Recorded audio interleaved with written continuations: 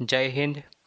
तो कल हमने स्टार्ट की थी फंडामेंटल एनालिसिस की सीरीज़, जिसमें मैंने बताया था कि income statement, balance sheet and statement of cash flow के बिना फंडामेंटल एनालिसिस पॉसिबल नहीं है। तो आज का हम टॉपिक है हमारा, वो है इनकम स्टेटमेंट के बारे में। तो इनकम स्टेटमेंट क्या होता है, हम सबको पता है कि इनकम स्टेटमेंट क्या होता है। एक सिंपल सा एग्जांपल दिखाता हूँ कि कोई कंपनी है, उसको चलाने के लिए, प्रोडक्ट बनाने के लिए कुछ खर्चा लगता है और वो चीज़ बेच के कंपनी पैसा कमाती है। तो वो सिंपली जो उसका हिसाब किताब होता है उसको हम बोलते हैं इनकम स्टेटमेंट। इतना सिंपल है कि कंपनी ने कितना पैसा कंपनी में आया और कितना पैसा कंपनी के बाहर गया, उसका जो हिसाब किताब होता है उसको बोलते हैं हम इनकम स्टेटमेंट। और इनकम स्टेटमेंट बेसिकली दिखता कैसा है, तो वो दिखता है कुछ ऐसा।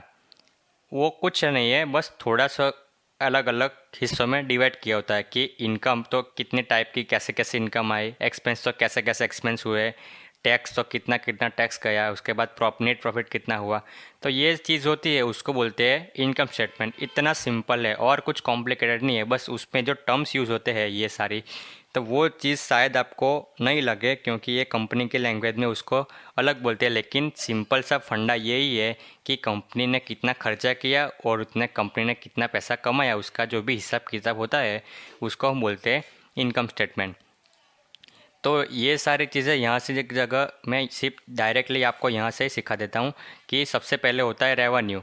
तो रेवेन्यू के क्या मतलब होता है कि जो भी कंपनी ने माल अपना बेचा, उसके बदले में कंपनी को जो पैसा मिला उसको हम बोलते हैं रेवेन्यू।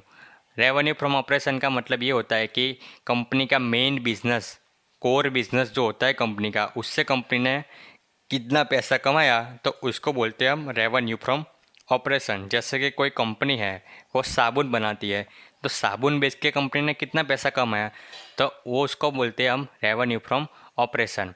क्योंकि कंपनी किसी एक ही जगह से पैसा कमाए ऐसी ज़रूरी बात नहीं, कंपनी को और भी कई जगह से पैसा मिलता है, तो वो आते हैं अदर इनकम में। जैसे कंपनी ने किसी और कंपनी में इन्वेस्टमेंट किया हुआ है, या फिर किसी कंपनी को उधारी में पैसा दे दिया, उस पर कंपनी इंटरेस्ट खा रही है, तो ये जो चीज़ें होती है वो होती है इनकम स्टेटमेंट में, अदर इनकम में होती है। तो इन दोनों को अगर मिला दे तो होती है टोटल इनकम। तो ये हो गई कंपनी की टोटल इनकम हो गई।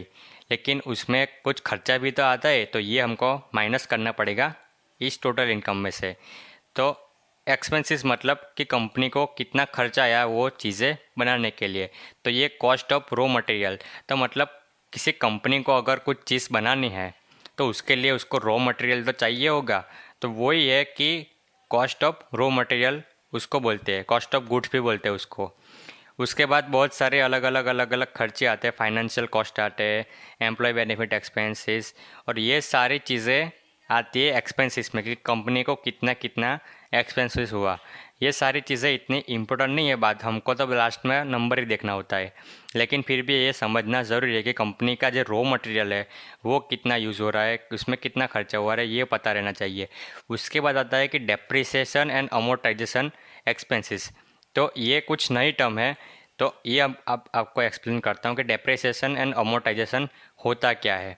तो डेप्रिसिएशन का मतलब क्या होता है, मैं आपको एक एग्जांपल की तरफ से दिखाता हूँ कि जैसे कि कंपनी ने अपना नया प्लांट बनाया है, उसमें एक मशीन लिया, ठीक है। अब उस मशीन की वारंटी है, मतलब गारंटी है 5 साल तक ये चलेगा, उसके बाद पता नहीं क्या हो जाएगा। तो उसका मतलब कि कंपनी का तो 5 साल के बाद फिर 5 साल हो जाएगा, उसके बाद तो नया ही लाना पड़ेगा।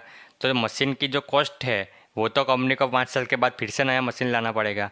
तो इसके लिए कंपनी क्या करते है, जैसे कि फॉर एग्जांपल 5 साल में वो चीज़ ख़त्म होने वाली है, और अगर 500 रुपये का वो मशीन है, तो कंपनी क्या करेगी, हर साल 100 रुपये यहाँ पे डेप्रिसिएशन अमोर्टाइजेशन एक्सपेंस में 100 रुपये का खर्चा यहाँ पे दिखाएगी। तो 5 साल के बाद वो हो जाएगा, ज़ीरो हो जाएगा खर्चा, क्योंकि 500 हो गया फिर हमारा खर्चा टोटल 5 साल में। तो उसके लिए फिर हम नया मशीन ला सकते हैं। तो ये हो गया डेप्रिसिएशन।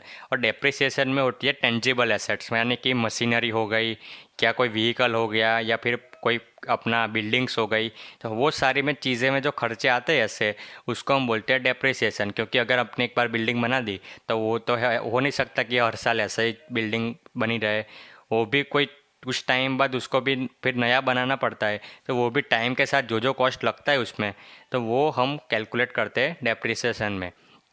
और अमोर्टाइजेशन उसका उल्टा है कि ये ऐसी चीज़ है कि जो हम टच नहीं कर सकते, वो भी ऐसे एक्सपेंस है कि जो हम उसको टच नहीं कर सकते, जैसे कि कॉपीराइट हो गया, फिर ट्रेडमार्क हो गया, ऐसी ऐसी चीज़ें होती है, तो वो चीज़ आती है अमोर्टाइजेशन एक्सपेंस में। और ये चीज़ है, लेकिन एट द एंड मैटर क्या करता है कि टोटल एक्सपेंसेस, कंपनी के जो टोटल एक्सपेंसेस है वो कैसे कंपनी ने हैंडल किए हुए हैं, तो वो मैटर करता है एट द एंड।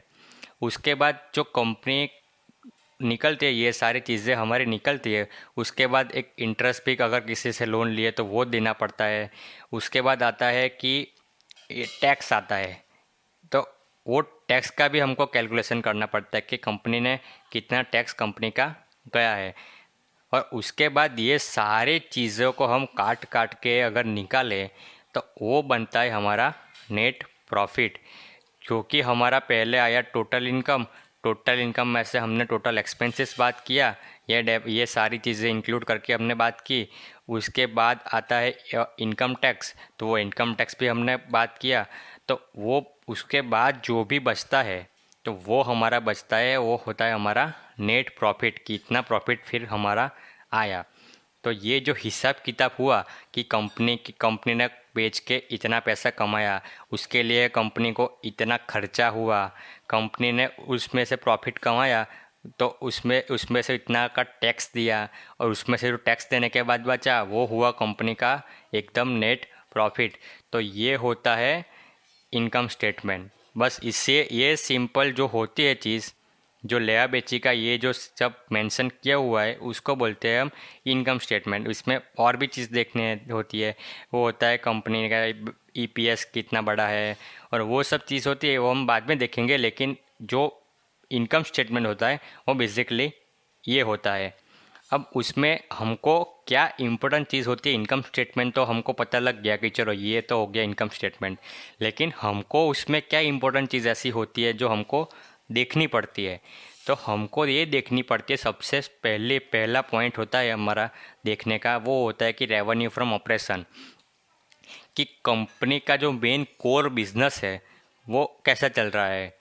तो ये हमेशा अपना बढ़ना चाहिए। कंपनी ये देखिए 226924513165, तो कंपनी का जो भी कोर बिजनेस से पैसा आ रहा है वो टाइम टू टाइम बढ़ रहा है, तो ये एक अच्छी बात है। उसके बाद हमको ये भी देखना पड़ता है कि कहीं कंपनी के एक्सपेंसेस है वो तो एकदम से बढ़ नहीं गए, क्योंकि एक्सपेंसेस बढ़ गए तो वो तो अल्टीमेटली माइनस होने वाले इसी में से, तो वो ज़्यादा एक्सपेंस हो गए तो यहाँ से फिर हमारा प्रॉफिट कम हो जाएगा। तो ये हम कंपनी को ये भी एकदम मेंटेन करके चलना पड़ता है कि कंपनी के एक्सपेंस एकदम ना बढ़ जाए। तो इसके लिए हमको एक्सपेंसेस भी देखने पड़ते हैं कि टाइम टू टाइम कंपनी के कितने एक्सपेंस हुए, और एक्सपेंसेस जितने मात्रा में कंपनी के एक्सपेंसेस बढ़े हुए, उतने ही साइज़ में कंपनी का जो टोटल इनकम है वो बढ़ा कि नहीं बढ़ा, तो वो सारी चीज़ें भी देखनी पड़ती है। उसके बाद आता है टैक्स, उसमें तो आप कुछ कर नहीं सकते, तो वो हो गया हमारा टैक्स। और उसके बाद जो आता है चीज़, तो वहाँ पे हमारा देखना पड़ता है सबसे मोस्ट इम्पोर्टेंट चीज़, वो है नेट प्रॉफिट, कि कंपनी ने इतना पैसा कमाया, इतना खर्चा दिया, इतना टैक्स दिया, उसके बाद जो भी कंपनी ने हमारा प्रॉफिट कमा के दिया है हमको, वो है इतना प्रॉफिट हमको कमा के दिया है। तो वो देखना चाहिए कि पहले 199 था, उसके बाद 324 हुआ, उसके बाद 349 हुआ, तो ये जंप ऐसे दिख रही है, तो आपको भी पता चल रहा है कि हाँ कंपनी ग्रोथ ऐसी दिखा रही है।